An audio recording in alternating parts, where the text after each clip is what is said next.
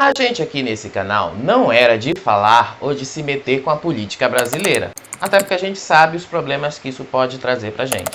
Mas sentimos a necessidade de fazer isso. Nosso canal é um veículo de informação e entretenimento, e não podemos estar alheios ao que acontece no nosso país. Já dissemos aqui que as pesquisas eleitorais têm errado em muita coisa, mas elas não estão completamente fora do radar. Ontem saiu uma pesquisa do IPEC apontando um cenário de Lula com 55% dos votos válidos e uma ampla margem de diferenças sobre Bolsonaro. Esses 10 pontos não vão acontecer e não tem lastro nenhum com a realidade que vimos nas urnas. O IPEC até se arrisca em perder a credibilidade dele ao final da eleição. E hoje, dia 11 de outubro, saiu outra pesquisa, dessa vez do IPESP. Nessa pesquisa, Lula tem 54% dos votos válidos e 50% dos votos totais. Bolsonaro tem 46% dos votos válidos e 43% do total. Ainda que seja uma vantagem de 8 pontos de Lula sobre Bolsonaro, essa pesquisa já se aproxima mais do cenário real que a gente vai encontrar no dia 30 de outubro. A margem de erro dessa pesquisa é de 3%. Se a gente for analisar nos votos totais, Lula está em um intervalo entre 47% e 53%. E Bolsonaro está em um intervalo entre 39% e 45% dos votos. Isso significa que os dois estão praticamente empatados. Se a gente considerar os votos válidos, Lula tem algo entre 51% e 57%. E Bolsonaro tem algo entre 47% e 41%.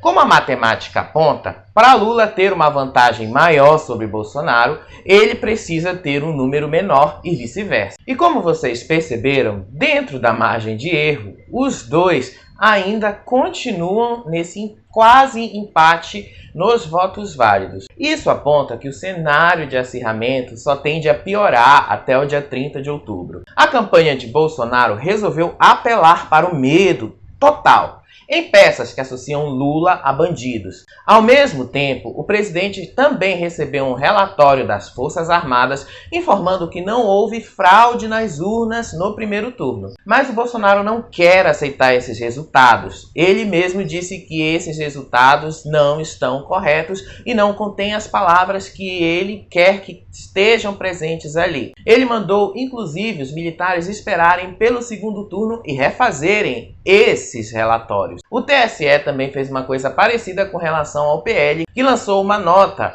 com o conteúdo que Bolsonaro queria ler, mas isso foi contestado e o TSE deu 2 dias para que o PL explique de onde essa nota surgiu e como ela foi paga. Na internet, os apoiadores de Bolsonaro têm disparado fake news à torto e à direito para confundir e meter medo nas populações mais suscetíveis a essas pautas de costumes. Felipe Neto chegou a desmentir o pastor André Valadão e sua fake news de casamento de menores de 14 anos na Colômbia.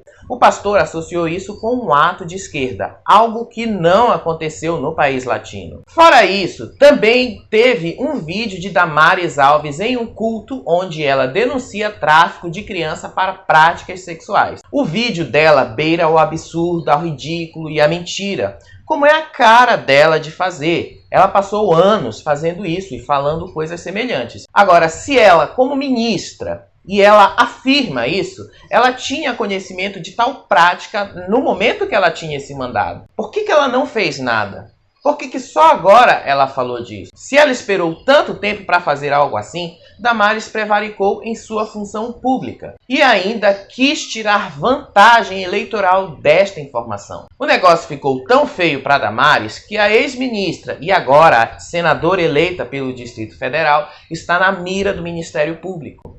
O Ministério Público do Pará nega todas as acusações da ex-ministra e ela, com medo da Polícia Federal investigar todo esse tema, disse que vai propor uma CPI para investigar esse caso que ela mesma relatou. Só resta ela dizer quando é que ela vai fazer isso, porque ela ainda não é senadora. Esse cargo ela só vai assumir em fevereiro de 2023. Mas como a gente gosta de afirmar aqui, Não caiam nessa de que Bolsonaro não está ligando para pesquisas eleitorais. Ele tanto está que a campanha dele teme que esses escândalos afetem negativamente o presidente. Ao mesmo tempo em que eles tentam confundir o eleitorado, que é uma tática usada desde 2018. Bolsonaro não é apenas um líder político para os seus seguidores, ele também é um guia espiritual. É uma lástima que muita gente tenha escolhido ele como um guia espiritual, um cara que não tem nenhum tipo de ligação com religião alguma. Outra notícia que também viralizou foi uma que envolve o Nicolas Ferreira, deputado federal eleito, que teria tido relações homoafetivas. O rapaz negou qualquer envolvimento com outro homem, mas a campanha presidencial teme que essa notícia afaste eleitores evangélicos, os eleitores que são altamente contra qualquer tipo de envolvimento homossexual. Bolsonaro também já afirmou que tem em suas mãos um projeto para enquadrar o STF e que fará isso após as eleições, ganhe ele ou não. Enquanto ele entra nessas pautas de costumes para confundir o eleitorado, a Câmara vai avançando com esses projetos que criminalizam pesquisas eleitorais, censuram veículos de comunicação e, inclusive, acabam com feriados nacionais, como o projeto que pretende acabar com o dia 12 de outubro como feriado e tirar o título de Nossa Senhora Aparecida de padroeira do Brasil. Tudo o que o Bolsonaro diz que aconteceu na Venezuela de Hugo Chávez, ele está fazendo. E detalhe, ele faz isso aqui com amplo apoio da direita. Só não está vendo quem não quer, ou quem se nega a enxergar toda essa realidade. Agora, imaginem vocês, se tais propostas fossem feitas pelo Lula, isso já seria um mega de um escândalo nacional. Mas como é feito pelo mito de metade do país, ninguém fala nada e ninguém se atreve a dizer alguma coisa. Ao contrário, estão acusando o outro lado de querer fazer isso. Na psicologia, chamamos isso de projeção. E é isso que o Bolsonaro faz. Ele projeta no outro aquilo que ele é. E ele projeta no outro aquilo que ele faz. Sabemos que as pesquisas têm seus problemas e há divergências entre os resultados, mas não tem como e nem é possível criminalizar e proibir institutos de pesquisa em uma democracia. Fazer isso é um dos passos para uma autocracia e ditadura.